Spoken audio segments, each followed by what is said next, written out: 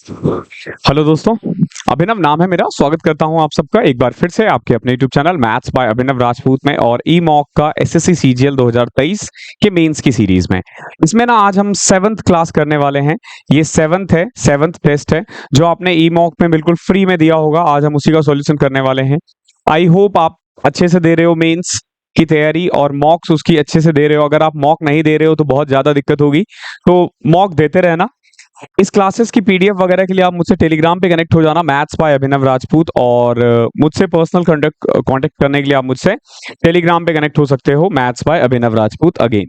Okay, अगर आप 2024 की तैयारी कर रहे हो, आई नो आप में से बहुत लोग 2024 की तैयारी कर रहे होंगे, तो ये एसएससी सीजीएल का जो 2024 वाला मॉक है 99 रुपीज में 2024 कोड लगाने के बाद ये ले लेना। ये बहुत बेहतरीन है। इसके सारे पेपर्स मैं खुद सेट करता हूं और इस तरीके से इसका ग्राफ चलेगा, ऐसे ऐसे ऐसे ऐसे। ठीक है, तो आप इसको इस तरीके से देखना कि जो लेवल है ना इसका धीरे धीरे हम इंक्रीज करेंगे। और मेंस मॉक तो आपको पता ही है फ्री में है ये, तो आप जाके मॉक दो और अपने मार्क्स को इंक्रीज करो। क्वेश्चन स्टार्ट करते हैं। पहला ही क्वेश्चन देखो, बहुत कैलकुलेटिव है और अगर पेपर में ऐसा क्वेश्चन आ जाए पहला ही, तो हमें क्या करना चाहिए, स्किप करके बाद में इसे करना चाहिए। लेकिन क्योंकि हम तो यहाँ पे सॉल्यूशन कर रहे हैं, हमें तो करना ही है। तो देखो दे क्या रखा है, a is equal to mainly ये दे रखा है पूरा। ये जो आप देख रहे हो ये a की वैल्यू है और आपको 28 a की वैल्यू निकालनी है, तो इसको सॉल्व करना पड़ेगा। सबसे पहले देखो 1.2 डिवाइडेड बाय 1.8 है, 1.2 डिवाइडेड बाय 1/8, तो ये तो कट के 2/3 बचेगा। इसको मैं सीधा 2/3 लिख सकता हूं। नीचे देखो ये लिखा हुआ है आपका 0.4 डिवाइडेड बाय 1.08। ठीक है, देखो पॉइंट हटाया, जीरो लगाया, ये आ जाएगा आपका 10/27। ठीक है, 10/27 माइनस में। अब इधर देखो कैसे सॉल्व करोगे, 0.66 0.4, 0.66 इंटू में 0.4 है और इधर है प्लस में 1.8 इंटू 0.6। ठीक है, सबसे पहले तो पॉइंट हटा दो, यहां 2 जीरो आ जाएगा नीचे और यहां एक्चुअली में 3 जीरो आएगा। क्लियर है? मैंने क्या किया, पॉइंट हटा दिया। पॉइंट हटाने के बाद देखो क्या आएगा, यहां पे आ जाएगा 66 इंटू 4 प्लस में 18 इंटू में 6, यहां पे है 2 जीरो और यहां पे है 3 जीरो। नीचे भी वही करो, 352 इंटू में 6 अपॉन में 1 पे 000 प्लस में 96 इंटू 48 अपॉन में यहां पे भी 3 जीरो है। कैसे पता चला जीरो के बारे में? सिंपल देखो, पॉइंट के बाद कितने हैं, 2 है, यहाँ पे पॉइंट के बाद 1 है, तो टोटल 3 जीरो है। यहाँ पे भी क्यों ना हम 3 जीरो लगा के 1 जीरो और लगा के यहाँ पे 160 लिख दे, कोई दिक्कत यहाँ तक नहीं ना। अब जरा गौर से देखो, 2 से कटा 5, 3 से कटा 9, तो a is equal to actually में 9/5। ठीक है, माइनस में अब हर जगह 1000 है तो 1000 तो ऐसे ही एलिमिनेट हो जाएगा। ठीक है, अब देखो ऊपर कुछ कॉमन आ रहा है क्या? अगर मैं देख रहा हूं इन दोनों में कॉमन, देखो क्या क्या आ रहा है। एक तो मुझे 6 कॉमन दिख रहा है और 4 भी कॉमन दिख रहा है, तो मैं ऊपर से 24 कॉमन ले सकता हूं। कैसे? देखो 6 यहां से लिया तो 11 प्लस में यहां से 6 कॉमन लिया 3, यहां से 4 कॉमन लिया 15, तो 45। नीचे देखो क्या कॉमन आ रहा है, अगेन देखो 6 तो कॉमन आ ही रहा है। क्या 4 कॉमन आ रहा है? 4 भी आ ही रहा है, 4 352 में आता ही है। तो अगेन यहां से भी ना हम 24 ही कॉमन लेते हैं ताकि कट जाए। तो 6 कॉमन ले लिया, यहां से 4 कॉमन लेने के बाद 4 8 32, 4 8 32, यहाँ 88 बचा। और यहाँ पे 4 कॉमन लोगे या 24, सीधा 4 इंटू में 48 कितना होता है? 48 96 192। अब देखो अगेन ये कट गया, ये कट गया। अब a is equal to 9/5 minus ये आ जाएगा ऊपर 56 और नीचे 192 8 280। ये और कटेगा, 7 से कट रहा है ना, 14 से भी कट रहा है, 14 4 जा 56 और 20। ये 28 से भी कट रहा था, 28 दूनी 56 और 10। ये एक्चुअली में 1/5 आ रहा है। So a is equal to आ गया आपका 9/5 minus 1/5 which is equal to 8/5। क्या आ गया? a की वैल्यू आ गई है 28/5 और आपको निकालना क्या है, you need to find the value of 28a, यानी 28 इंटू में a है 8/5। कर लो इसको सॉल्व। 28 को 8 से करोगे तो कितना आएगा? 280 में से 56 घटाओ 24 अपॉन में 5, तो 5 चौके 20, 44.8। देख रहे हो एग्जैक्ट आ गया। थोड़ा सा टाइम टेकिंग था बट अच्छा क्वेश्चन था, थोड़ा कैलकुलेशन था। आप अप्रोच देखो कैलकुलेशन का क्या रखना है, तो अगर एग्जाम में करोगे तो ये 2 मिनट तो लेगा ही आपका कम से कम। और कुछ क्वेश्चंस ऐसे होते हैं जो 2 मिनट लेते हैं, उसमें कोई बुराई नहीं है। ये कह रहा है व्हेन राइटिंग कंपोजिट नंबर यानी भाज्य संख्याएं जो किसी न किसी के टेबल में आए, ठीक है, जो एक के अलावा भी किसी न किसी के टेबल में आना चाहिए वो। तो 11 से 53 ऐसे कितने हैं जिसमें 2 आया है और सिर्फ एक बार आया है? तो देखो सबसे पहले तो 12, ठीक है, फिर 20, फिर 21, 22 नहीं आएगा क्योंकि 22 में 2 बार आ रहा है। 23 कंपोजिट नंबर नहीं है, ध्यान रखना।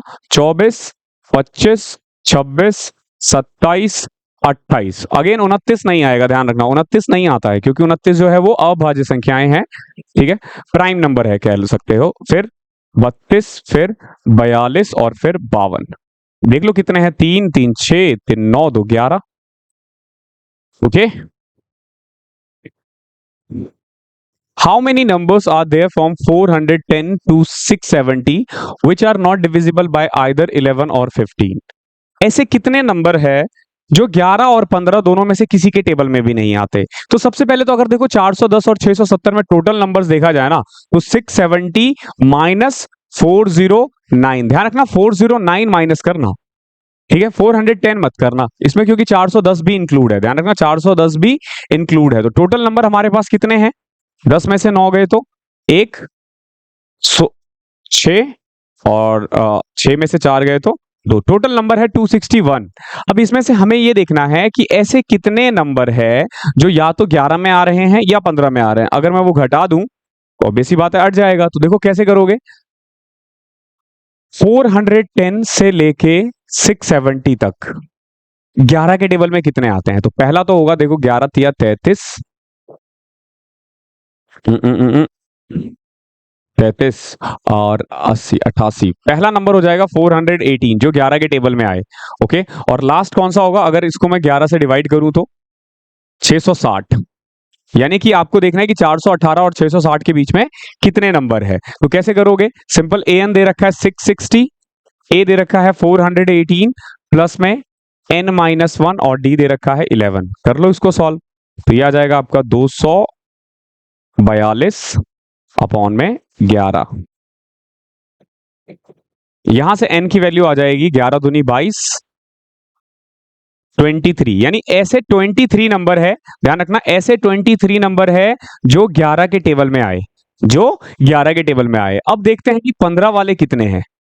15 वाले कितने हैं? तो 15 वाले करने के लिए अगेन मैं इसको रफ कर दूं या नीचे कर देता हूं मैं, चलो 15 वाले कितने होंगे समझना इस चीज को। अगेन 410 और 670 के बीच में, तो पहला नंबर कौन सा होगा?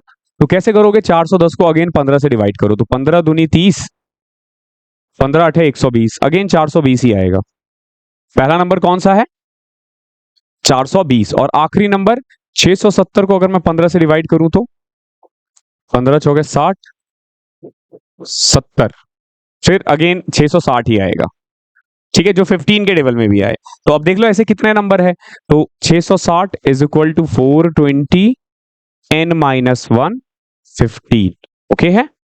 तो 420 कॉमन इसमें से घटा देने के बाद आ जाएगा 240 अपॉन में 15, ये 16, n माइनस 1, n की वैल्यू आ गई 17। तो ऐसे 17 नंबर है जो 15 से डिवाइड होंगे। तो टोटल कितने नंबर आ गए हैं?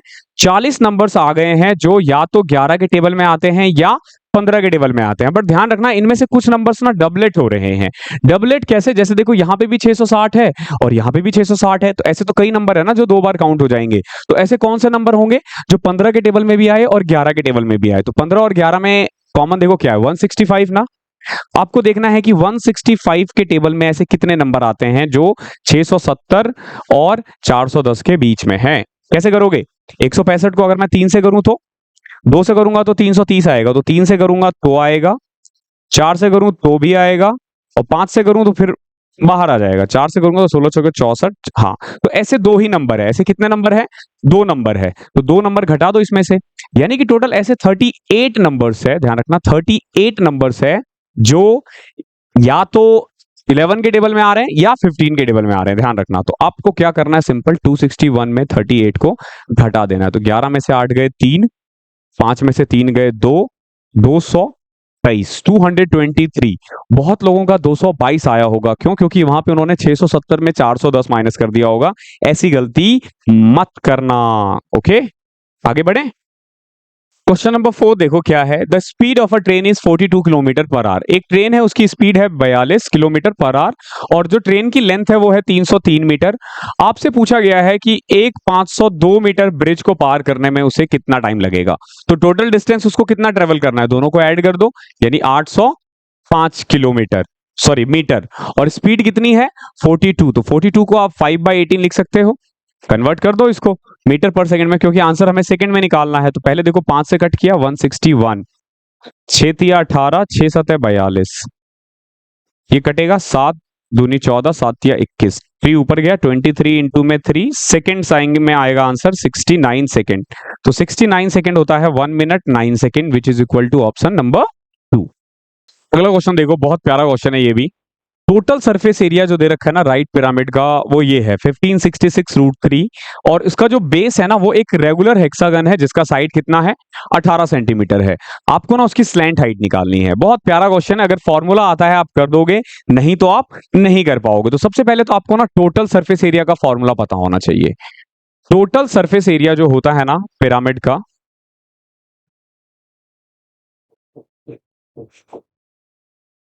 वो होता है लेटरल सरफेस एरिया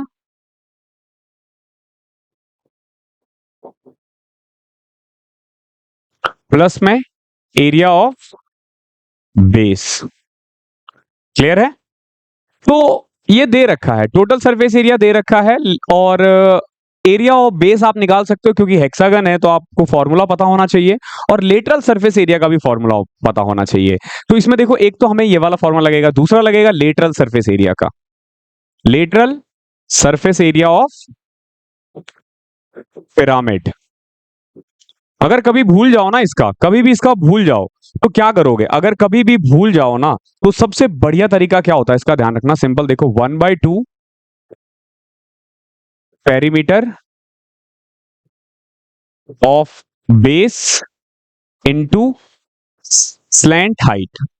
अब देखो इसको कैसे याद करोगे, हमेशा ध्यान रखना कोन जो होता है ना, कोन कोन कोन वो पिरामिड के शेप का होता है, ठीक है। और कोन का कर्ड सरफेस एरिया क्या होता है? लेटरल सरफेस एरिया का मतलब कर्ड सरफेस एरिया होता है पाई आर एल, यही होता है ना। अब एक बात बताओ, पेरीमीटर ऑफ बेस क्या होगा? अगर एक कोन की बात करेंगे तो सर्कुलर होता है ना, 2πr डिवाइडेड बाई 2, देख रहे हो, इनटू में स्लैंट हाइट, 2 से 2 कटा पाई आर एल। तो यहां से ना तुम फॉर्मूले को याद करने में आपको हेल्प मिलेगी, फॉर्मूला ऐसे याद हो जाएगा अगर आपको कोन का याद है तो। और सेम एज अगर आपको कोन का अगर आपसे पूछा जाए कि टोटल सरफेस एरिया कितना होता है, तो आपको पता होना चाहिए कि ये होता है पाई आर एल प्लस में पाई आर स्क्वायर। तो यहां पे हम क्या करते थे, पाई आर कॉमन ले लेते थे, एल प्लस आर आपका आंसर आ जाता था। यही करते थे ना, अभी भी तो यही कर रहे हैं ना, lateral surface area of base और एरिया ऑफ बेस। क्लियर है? तो ये फॉर्मूला अगर आएगा तो ही आप कर पाओगे। और इसमें आपको एरिया ऑफ बेस भी पता होना चाहिए। एरिया ऑफ बेस का मतलब है एरिया ऑफ हेक्सागन, हेक्सागन यानी षटभुज जिसके 6 साइड्स होते हैं, उसका सिंपल फॉर्मूला होता है 3√3/2a²। ये 3 फॉर्मूले लगने हैं इस क्वेश्चन में। सर इसमें 3 फॉर्मूले लगने हैं, ऐसे कितने लगने हैं? ये तीनों फॉर्मूले लगने हैं। अब लगाएं, देखो कैसे करोगे। सबसे पहले देखो इसमें दे क्या रखा है,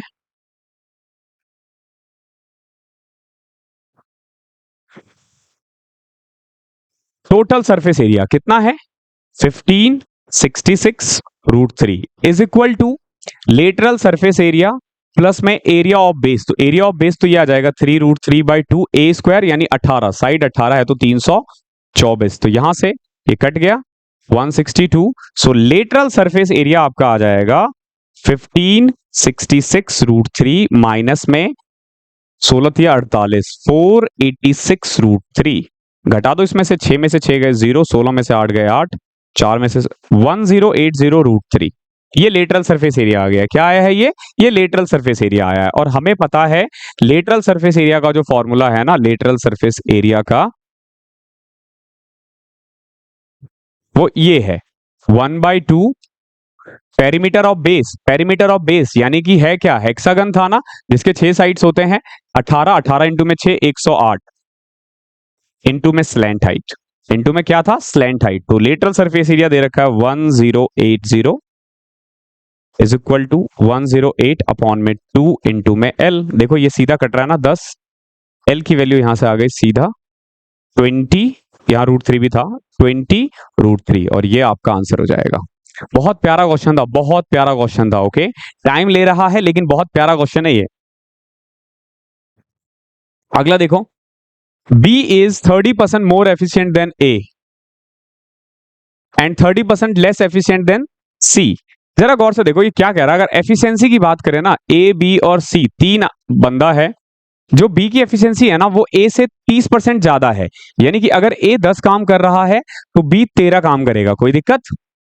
और ये भी कह रहा है B ना C से 30% कम काम कर रहा है, इसका मतलब ये हुआ कि अगर C 10 काम कर रहा है तो B 7 काम करेगा, ऐसा ही है ना। तो यहां पे अगर मैं इस 13 को बगल में बिठा दूं और यहां 7 को बगल में बिठा दूं तो रेशियो आ जाएगा A का 70, ये एफिशिएंसी है, B का 91 और C का 130। ये काम कर रहा है, A एक दिन में 70 काम कर रहा है, B एक दिन में 91 काम कर रहा है और C एक दिन में 130 काम कर रहा है। अब ये कह रहा है कि A alone can do 75% of the work in 19.5 days. A जो है ना 19.5 डेज में 75% वर्क कर लेता है, तो पूरा काम करने में उसे कितना टाइम लगेगा देख लो, यहां से सॉल्व कर सकते हो। 4 और ये 3, 3 6 18, 3 5 15, 6 6 24, तो 26 दिन में यानी ये पूरा काम कर लेगा। ठीक है, A 26 डेज में पूरा काम कर लेगा। क्या पूछा है, if they all work together then what part of the work will be done in 5 days. अगर ये तीनों काम मिलकर काम करे तो कितना काम 5 दिन में हो पाएगा। तो सबसे पहले तो देखो, अगर ये मिलकर काम करे ना तो ये 70 काम करेगा, ये 130 यानी 200, एक दिन में कितना काम होगा 291। टोटल वर्क अगर आपसे पूछा जाए तो टोटल वर्क बताओ कितना है, तो देखो भैया टोटल वर्क है 26, दिन में A कर रहा है और A एक दिन में 70 काम कर रहा है, तो ये है टोटल वर्क। ये क्या है, टोटल वर्क। ये तीनों मिलकर एक दिन में कितना काम कर रहे हैं 291, तो 5 दिन में कितना करेंगे 291 इंटू में 5, और टोटल वर्क कितना था 26 इंटू 70। बहुत बच्चे दिमाग ज्यादा लगाते हैं, इसको सॉल्व करते हैं, मतलब मल्टीप्लाई करते हैं। मल्टीप्लाई करने की जरूरत नहीं है, अब काटना स्टार्ट करो। देखो 5 से कटा 14, 7 से कट रहा है क्या, नहीं 13 से कट रहा होगा, फिर 13 से भी नहीं कट रहा, ओ ऐसा भी होता है क्या, नहीं कट रहा, कोई दिक्कत नहीं है, सिंपल, फिर यही आ जाएगा 291 अपॉन में 26 को 14 से करोगे तो देखो 26 को 10 से करो पहले 260, 26 को 4 से करो 104, तो 260 प्लस 104 364। इस तरीके से आप डायरेक्ट आंसर पे आ सकते हो। बहुत प्यारा क्वेश्चन है, बहुत प्यारा क्वेश्चन है। ठीक है, अब तक मैंने जितने भी पेपर देखे हैं मोस्ट कैलकुलेटिव है और अच्छे अच्छे क्वेश्चन है। अभी तक हमने सिर्फ 10 क्वेश्चन किए हैं, सॉरी 7 या 8 क्वेश्चन किए हैं, और तुम देख सकते हो कितना टाइम लगा है। A cat is sitting 44 metre away from a pole. जैसे अगर ये एक पोल है तो इससे 44 मीटर दूर कौन है, एक कैट बैठी हुई है। ओके, अगर पोल की हाइट 66 मीटर है तो बताओ एंगल ऑफ एलिवेशन क्या है कैट का पोल से, ये वाला एंगल कितना होगा। तो हमें पता है टेन थीटा जो होता है ना वो ये होता है 66 अपॉन में 44, यानी 3/2। टेन थीटा क्या है 3/2, तो थीटा की वैल्यू आ जाएगी 10 इनवर्स 3/2। ओके, ये 10 जब उधर जाएगा तो इनवर्स आ जाता है और ये आपका आंसर हो जाएगा। क्वेश्चन आसान था। एक कॉल आ रहा है, मैं कॉल उठा के आता हूं, तब तक थोड़ी देर के लिए मैं वीडियो रोकूंगा। आगे बढ़े फिर, अच्छे अच्छे क्वेश्चंस आ रहे हैं आज का। मेरे को लगता है बहुत लंबा पेपर चलेगा, मतलब वीडियो चलेगी, इसकी लेंथ सिर्फ 7 क्वेश्चंस किए हैं अभी तक हमने, और मुझे लग रहा है मैं 20-25 मिनट काम कर चुका हूं इस पे, 20 मिनट हो चुकी है। ठीक है, अप्रोक्स, अब पता नहीं कितना है। चलो देखो, एबीसी और पीक्यूआर दो सिमिलर ट्राइंगल है। ओके, एक है एबीसी और एक है पीक्यूआर, और दे क्या रखा है, दे रखा है कि 3AC जो है ना वो इक्वल है 5PR के। दैट मीन्स कि AC और PR का रेशियो 3:5 है। तो अगर सिमिलर ट्राइंगल का रेशियो पता चल जाए तो फिर उसमें बचता ही क्या है, 3/5 है, सिंपल। अब देखो क्या है, BC जो है वो है 12.4 प्लस Y, कोई दिक्कत नहीं है। QR जो है वो है Y माइनस 2.4, तो बताओ Y की वैल्यू कितनी होगी। तो हमें तो बस इतना पता है कि 12.4 प्लस वाई अपॉन में वाई माइनस 2.4 जो है ना, देखो बीसी क्योंकि ये इसमें है तो रेशियो क्या रखा है, 5:3 है ना, ये पीआर नीचे जाएगा तो 5:3 कर दो इसको सॉल्व। 12×3 = 36, 37.2 प्लस में 3y is equal to 5y minus 24×5 12। ठीक है, सॉल्व करो। 2y is equal to 49.2। Okay, so y is equal to 24.6। है कोई ऑप्शन? देखो पहला वाला ही है, अच्छा क्वेश्चन था ये। बाद में इजी इजी क्वेश्चंस आएंगे, पेपर ऐसे ही बनाया जाता है कई बार इजी वो। तो आर्ट ऑफ स्किपिंग आना चाहिए आपको, क्वेश्चंस ना स्किप करना आना चाहिए। अगर क्वेश्चन स्किप नहीं कर पाओगे ना तो बहुत फिर फंस जाओगे। क्या है देखो, a book whose selling price is 1320 earns a profit of 10% in the festive season. देखो ध्यान रखना, सेलिंग प्राइस जो है ना वो 1320 है, ओके, और प्रॉफिट है 10%। प्रॉफिट 10% का मतलब है 10 रुपए का सामान 11 रुपए में बेचा जा रहा है, तो 11 की वैल्यू अगर 1320 है तो 10 की कितनी होगी, 1200। ये क्या है, cost price. If the same book is sold for 900 in a non festive season, अगर इसको 900 में बेचा जाता है, 1200 की किताब को अगर 900 में बेचा जा रहा है तो कितना नुकसान होगा, खुद देख लो। 300 रुपए का नुकसान हो रहा है 1200 पे, यानी कि 1/4 विच इज इक्वल टू 25%। ओ, 4 ऑप्शंस दे रखे हैं, इसमें आपको बताना है कि ज्यादा प्रॉफिटेबल कौन सा होगा। What will be more profitable by the vendor giving two successive discount of 12% and 15%, or other two successive discount of 10%, 16% on an equipment marked with 2500?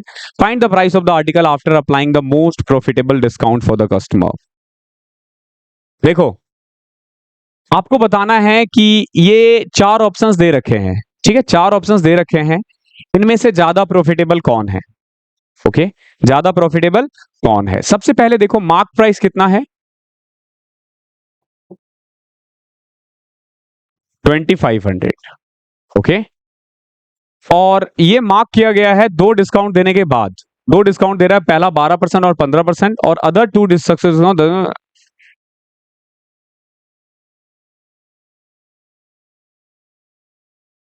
ऊपर दे तो रखा है, फिर नीचे क्यों दे रखा है।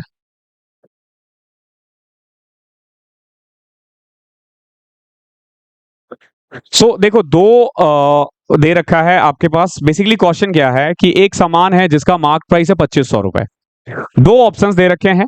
पहले में क्या रखा है, देखो पहले में दे रखा है कि 12% का डिस्काउंट है और फिर 15% का डिस्काउंट है, ये फर्स्ट वाले केस में है। और सेकंड वाले केस में जो है वो है 10% और 16% है, ठीक है, 10 है और 16 है। तो आपको बताना है कि वेंडर के लिए अच्छा कौन सा है। ध्यान रखना, वेंडर यानी कि जो बेचने वाला है उसको बोलेंगे वेंडर, ठीक है।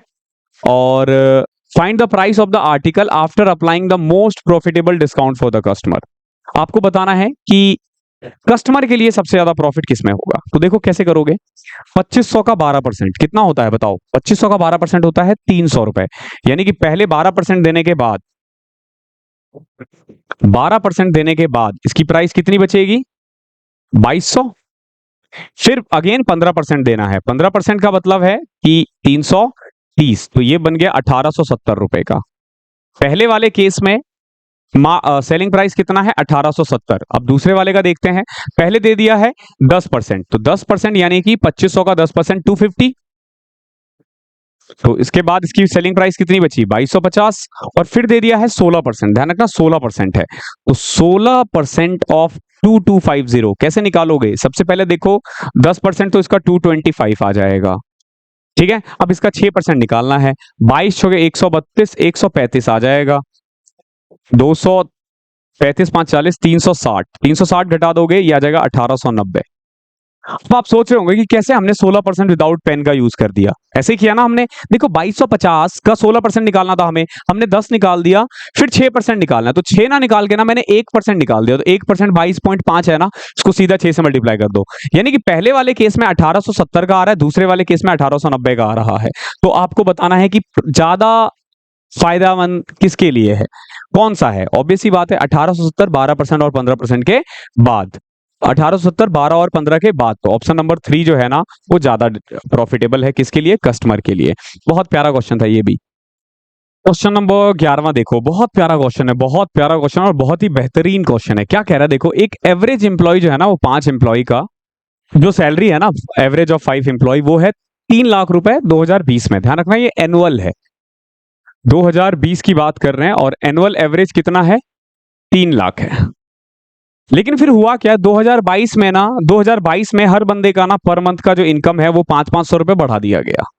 और अभी जो है ना, पहले 3 एम्प्लॉय का एवरेज है 2,86,000 और आखिरी के 3 एम्प्लॉय का है 3,66,000।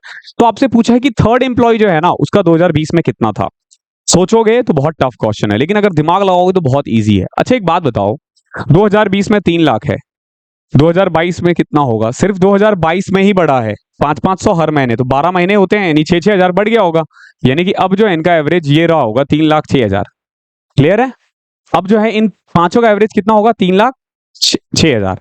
अब दे क्या रखा है, 5 एम्प्लॉय था, पहला, दूसरा, तीसरा, चौथा और पांचवा। पहले 3 का जो एवरेज है ना वो है 286। मैं 3 जीरो हटा देता हूं हर जगह से, तो इनका सम कितना होगा? इतना, 286 इंटू में 3, 3 जीरो ऐड कर देना।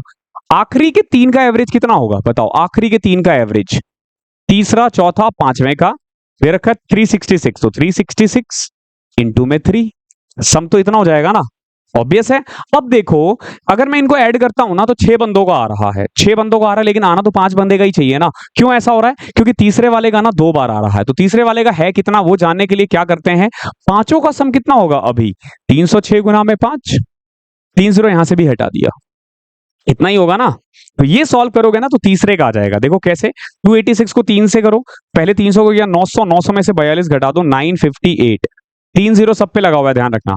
366 को 3 से करोगे तो 900, 1080, 1098 माइनस 1530, 1530 इसको ऐड करोगे तो ये आ जाएगा 1900, सॉरी 858 था, 1956 माइनस 1530, तो ये आ गया 426। यानी कि अभी जो तीसरे बंदे की इनकम है ना वो है 4,26,000, ये अभी की है। बट इस साल तो 6,000 बढ़ गया ना, तो 2020 में कितना रहा होगा? 4,20,000। ये इसका आंसर है, 4,20,000। ऐसे करना था इस क्वेश्चन को, बहुत प्यारा क्वेश्चन है, एक बार फिर से देखना। In a business P invest 1/5 of the total investment for 1/3 of the time. देखो पी ने क्या किया है, 1/5 टोटल इन्वेस्ट किया 1/3 टाइम के लिए। क्यू ने 2/5 किया है total investment half of the time के लिए, यानी जितना भी टाइम होगा उसका हाफ। और आर ने इन्वेस्ट किया है the remaining investment for the whole time. ठीक है, अब देखो ये 1/5, ये 2/5 और बचा हुआ जो इसने किया है, तो यहां पे भी 1/5 है, यहां पे भी 2/5 है। तो कॉमन क्या आ रहा है इसमें? 5 कॉमन आ रहा है ना, तो मैं क्या करता हूं, टोटल इन्वेस्टमेंट को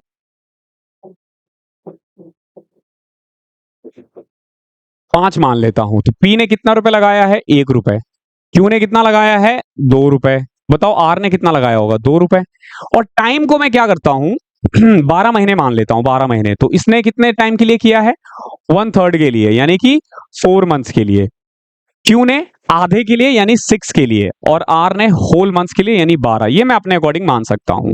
तो ये आ जाएगा इनका प्रॉफिट शेयरिंग रेशियो 4, 12 और 24। अभी भी देखो 4 सब में कॉमन आ रहा है, 1:3:6। ये क्या है? ये इनका प्रॉफिट शेयरिंग रेशियो है। क्या पूछा है? What is the share of Q in the total profit of 13,680? 13,680 रुपए टोटल प्रॉफिट हुआ है, बट हमारे अकॉर्डिंग तो 10 ही हुआ है ना, 1, 3 और 6। किसका पूछा है? क्यू का पूछा है, क्यू बीच वाला है, तो 3 की वैल्यू कितनी होगी? 0 से 0 उड़ाओ। 1368 को 3 से करो, 13 को 3 से किया तो 3900, 60 को 3 से किया तो 1080, 1080 4104। क्लियर है? ये मल्टीप्लाई करना है आपको, आपकी मर्जी है कैसे करना है। मैंने किया 1300 को 3 से किया 3900, 60 को 3 से किया 180, 8 को 3 से किया 24, मैंने इसको ऐड कर दिया। ये सब माइंड में किया जाता है।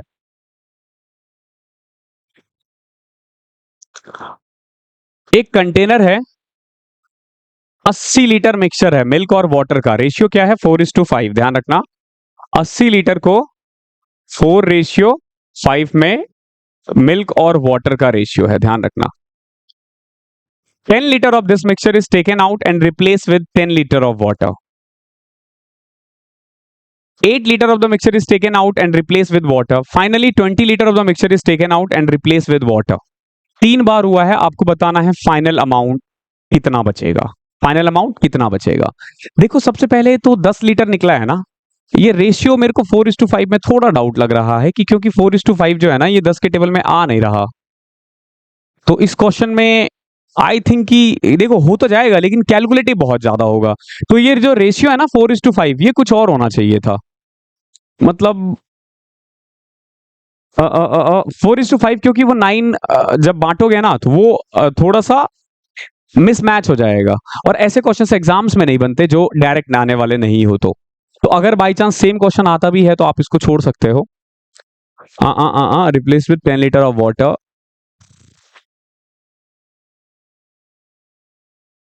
तो इस क्वेश्चन को छोड़ दो क्योंकि इसमें कुछ गलती है, ठीक है, मिस प्रिंट है ये क्वेश्चन में।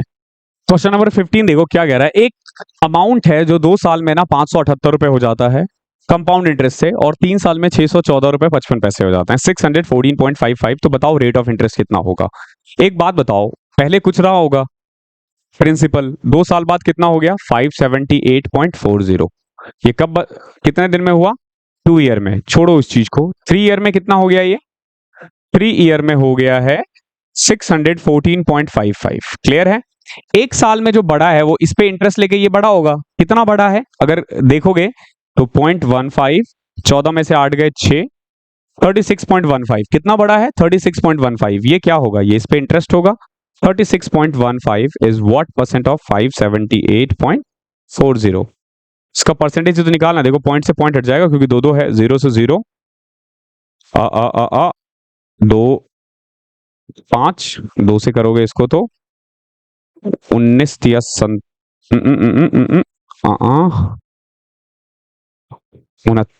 28, 9, 2 ये आ जाएगा। अब ये और कट रहा है, ये 3 से कट रहा है क्या?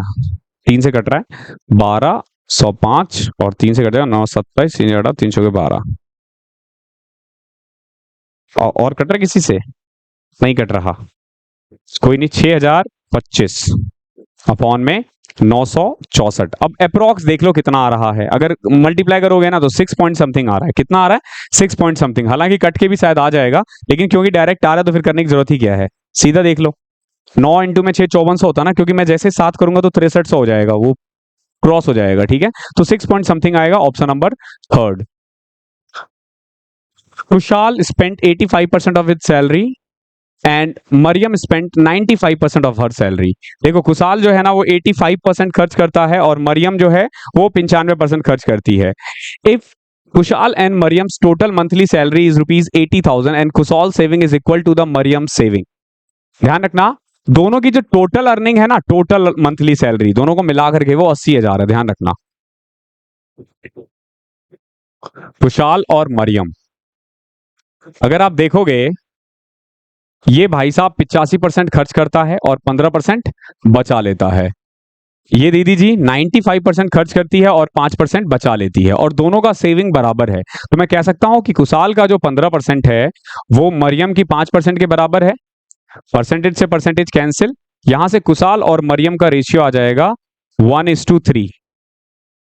ये किस चीज का है? ये इनकम का रेशियो आया है 1:3। अब 80,000 को 1:3 में बांट दो तो ये 20,000 आ जाएगा और ये 60,000 आ जाएगा। ठीक है, नाउ अब क्या पूछा जा रहा है आपसे? आपसे पूछा जा रहा है बताओ कि कुशाल का मंथली एक्सपेंडिचर कितना है। तो 20,000 का 85% निकाल दो, 17,000 आ जाएगा।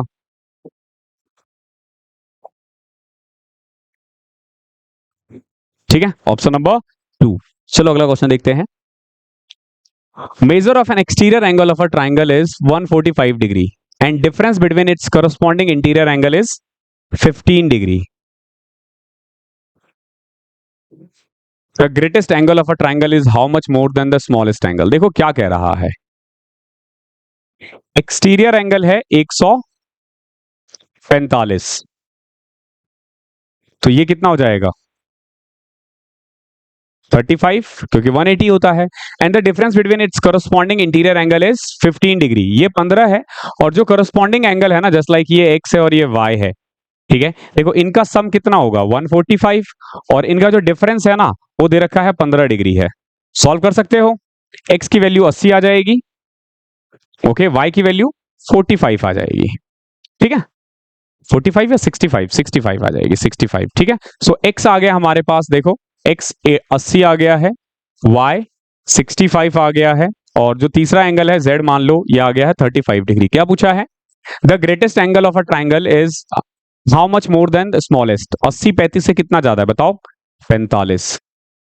ओके, आसान क्वेश्चन था, थोड़ा दिमाग लगाना था। PQRS एक साइक्लिक क्वाड्रिलेटरल है। कभी भी साइक्लिक क्वाड्रिलेटर बोले तो समझ लेना कि आमने सामने के एंगल का सम कितना होगा? 180 है। Side PS and QR of the quadrilateral is produce to meet at T। देखो ये एक ट्राइंगल है, मान लो ये PQ है और PQ और PS।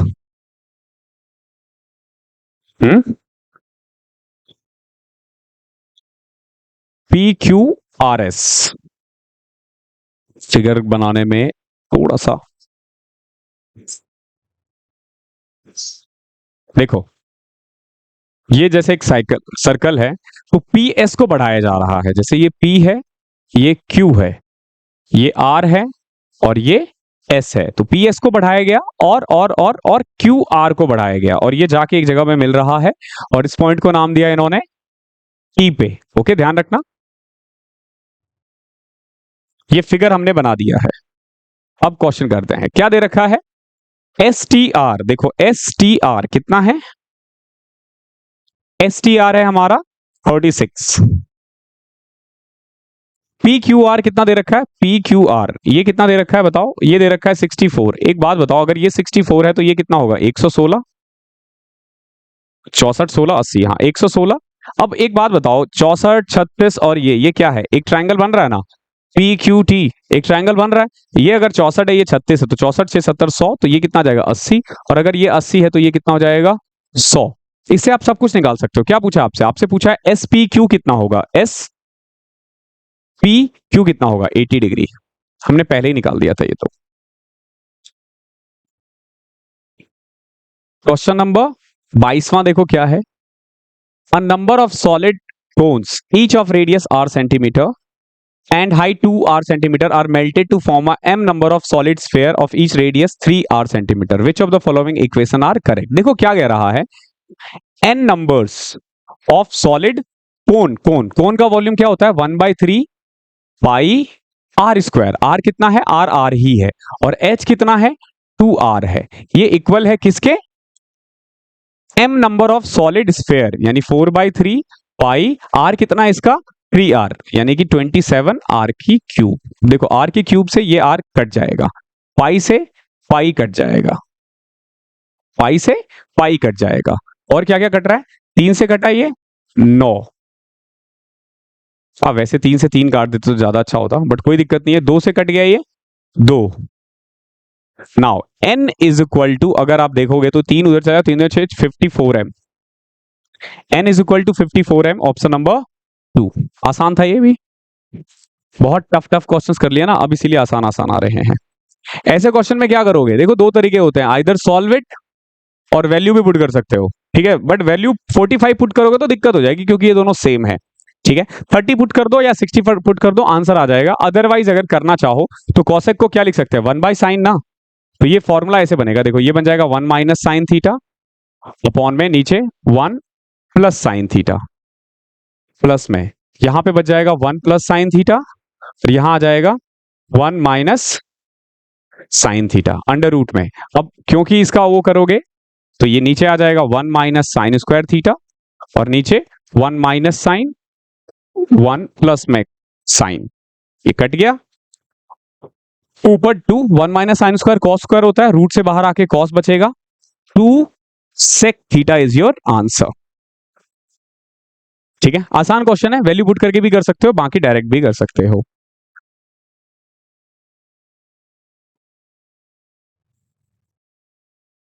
यहां पे देखो क्या दे रखा है, 1 - 2 sin square b is equal to sin 45 - b sin b। क्या कर सकते हो इस क्वेश्चन में? या तो देखो बी की वैल्यू पुट कर सकते हो। अब बी की वैल्यू पुट करने में दिक्कत क्या है ना कि अगर मैंने 45 पुट कर दिया ना तो साइन जीरो हो जाएगा, जीरो, और पूरे आंसर को जीरो बना देगा। क्यों? और क्या पुट कर सकते हैं? 45 भी पुट करोगे तो भी जीरो बन जाएगा, क्योंकि साइन जीरो 1 होता है। क्या कर सकते हो बताओ? 1 माइनस 2 साइन स्क्वायर बी किसके इक्वल होता है पता है? बताओ बताओ बताओ। कॉस 2 थीटा का ना दो फॉर्मूला होता है। देखो कॉस 2 थीटा का एक फॉर्मूला होता है, एक होता है 1 माइनस 2 साइन स्क्वायर थीटा, और एक होता है 2 कॉस स्क्वायर थीटा माइनस 1। तो यहां पे क्या लिख सकता हूं मैं? इसको मैं लिख सकता हूं 1 अपॉन में कॉस 2 थीटा, और ऊपर क्या था हमारे पास? साइन 45 माइनस बी और साइन 45 प्लस बी।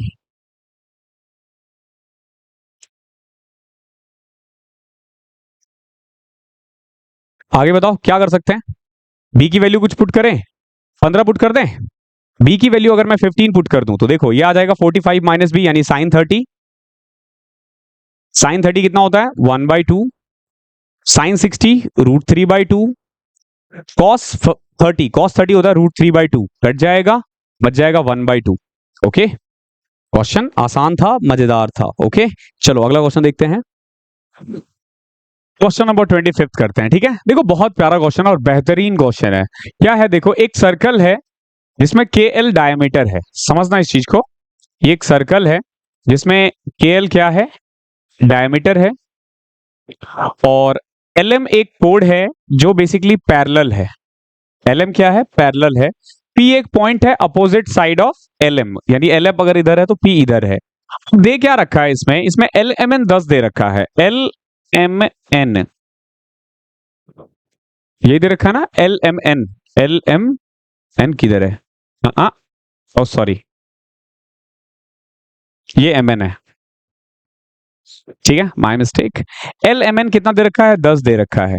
ओके, आपसे पूछा गया है बताओ LPM क्या क्या होगा? ये वाला एंगल बताना है कितना होगा। LPM सॉरी ये वाला, ये निकालना है। कैसे निकालोगे? सोचो।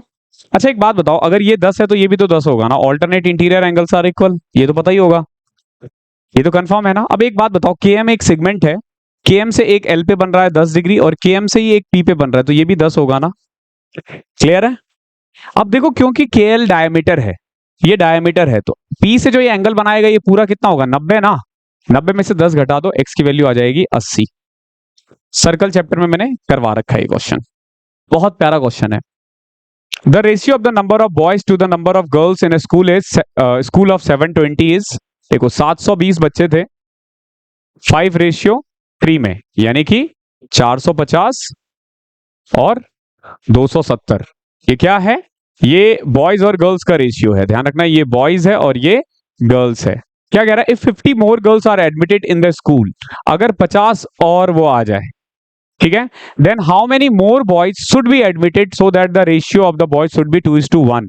एक तो देखो 270 ऐड करने के बाद ना यहाँ 320 बच्चे हो जाएंगे। कितने? 320 बच्चे। और अब ये कह रहे हैं कि क्या रेशियो होना चाहिए? 3:2। तो अगर 2 की वैल्यू 320 है तो 3 की कितनी होगी? 480 ना। 480 बॉयज होने के लिए आपको 30 बॉयज और हायर करने पड़ेंगे। Got it? आसान आसान क्वेश्चन है। अब अगेन एक 3 पॉइंट्स दे रखे हैं, पिछले वाले में भी आया था, और इसका एरिया निकालना है। कोऑर्डिनेट ज्योमेट्री का है, तो सीधा देखो एरिया ऑफ ट्रायंगल क्या होता है? एरिया ऑफ ट्रायंगल जब 3 पॉइंट हो, तो लास्ट वाले में भी हमारे पास सेम क्वेश्चन था, तो 1/2 मॉड x1 कितना है? -3 इंटू में 23 31 12। ध्यान रखना 23 31 12, 2 3 3 1 और 1 2, तो 2 3 यानी y2 माइनस y3, y2 है -1 -4, प्लस में x2 which is equal to 2 3 1 y3 minus y1, plus में x3 y1 माइनस y2 5 -1 तो +1 हो जाएगा। ठीक है, अब इसको सॉल्व करें। 1/2 -5 इंटू 5 15 -2 36। ठीक है, 36 15 51 में से 2 49 अपॉन में 2, ये आ जाएगा 24.5। ध्यान रखना ये हमेशा पॉजिटिव ही आना चाहिए, मॉड का मतलब ही यही होता है। क्वेश्चन नंबर 29 देखो, बहुत प्यारा क्वेश्चन है। आपके पास ना x की power 4 x² y² plus y² दे रखा है, x² plus xy plus y² भी दे रखा है, और ये निकालना है। तो जब कभी भी ऐसा क्वेश्चन आए ना, तो एक फॉर्मूला याद रखना हमेशा, x की पावर 4 प्लस y की पावर 4 प्लस में एक्स स्क्वायर वाई स्क्वायर जो होगा ना, वो इक्वल होगा किसके, X square plus Y square plus x Y into में x square plus Y square minus x Y के, इसके इक्वल होगा। तो इस क्वेश्चन में अगर देखें तो इसकी वैल्यू कितनी दे रखी है, 21 अपॉन में 256। इसकी वैल्यू भी दे रखी है कितनी, 3 अपॉन में 16। और यहां से आप x square plus Y square minus x y निकाल सकते हो। कैसे, 3 से कटा 7, इससे कटा 16। तो कुल मिला के आपके पास, अब अगर गौर से देखोगे तो क्या दे रखा है, x square plus Y square minus x y is equal to 7 upon में 16।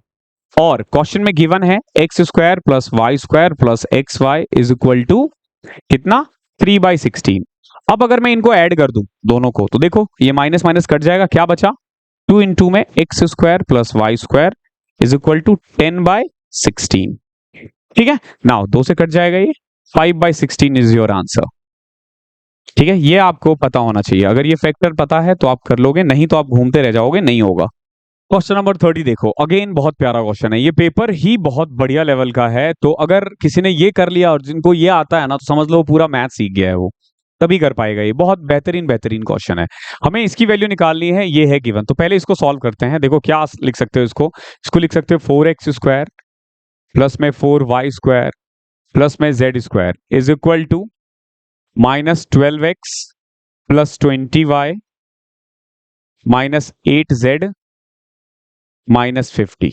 क्लियर है, इनको इधर ले आओ, माइनस 50 को उधर ही रहने दो। देखो क्या आ रहा है, 4x स्क्वायर प्लस में 12x, एक जगह छोड़ दो, 4y स्क्वायर माइनस में 20y, अगेन थोड़ा z पे आ जाते हैं, z स्क्वायर प्लस में 8z, अगेन कुछ छोड़ते हैं, इज इक्वल टू माइनस 50। ये दे रखा है ना क्वेश्चन में। तो ऐसे में हम क्या करते हैं, फैक्टर बनाते हैं ना, फैक्टर बनाते हैं। क्या करोगे, यहाँ पे ये किसका स्क्वायर हो, देखो ये तो 2x का होल स्क्वायर है। ठीक है, अगर मुझको यही लिखना हो यहाँ पे 2 इंटू 2x इंटू में क्या हो जाएगा बताओ, 3 ना, 3 का स्क्वायर कितना होता है 9, यहाँ पे भी प्लस 9 कर दो। ओके, यहाँ पे भी अगर देखें तो देखो ये 2y का होल स्क्वायर है, ये माइनस 2 इंटू में 2y 4y, यहाँ पे क्या आना चाहिए 5 ना, यानी कि प्लस में 25, तो प्लस में 25। यहाँ पे क्या आ जाएगा, 2 इंटू में z इंटू में क्या आ रहा है 4, तो 4 का स्क्वायर कितना होता है 16 प्लस में 16। क्लियर है यहां तक। नाउ अब देखो ये बन गया 2x प्लस 3 का होल स्क्वायर, ये बन गया आपका 2y माइनस 5 का होल स्क्वायर, ये बन गया आपका z माइनस 4 का whole square is equal to 0।